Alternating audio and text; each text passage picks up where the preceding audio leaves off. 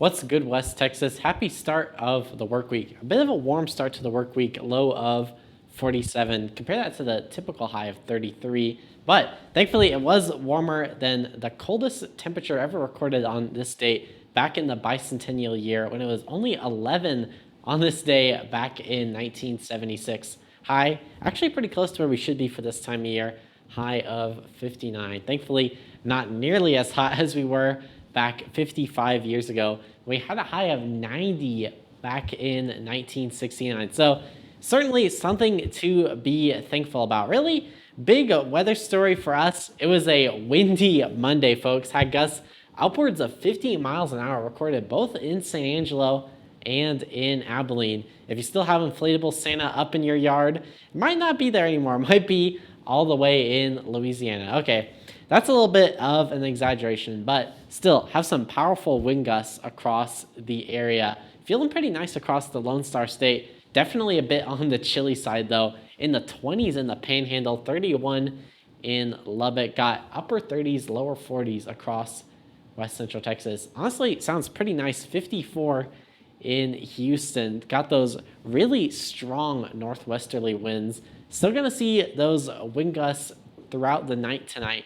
But the good news is I'm not expecting any really powerful gusts like we saw throughout the day today. Nothing above 55 miles an hour, but we could definitely see some gusts above 30, maybe 40 miles an hour tonight.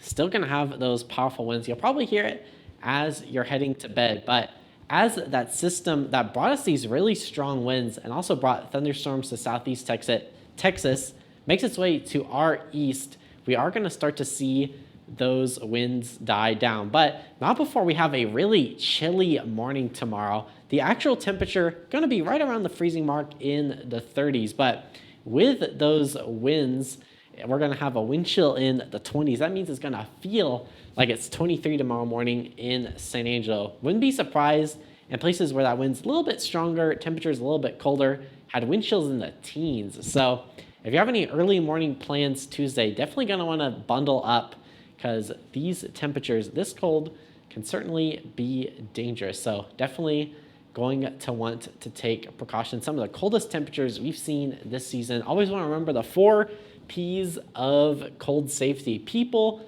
pets, pipes, and plants. So definitely going to want to stay weather aware. Definitely going to want to stay warm for your Tuesday morning.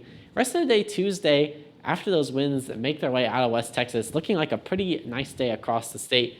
Temperatures in the 50s. Some places still going to be cold in the 40s, but for us at home, definitely going to feel a lot nicer. Definitely a lot nicer than wind chills in the teens. Wednesday and Thursday, we are going to warm up quite a bit across West Central Texas, but that's not before our next cold front going to arrive during the day Friday.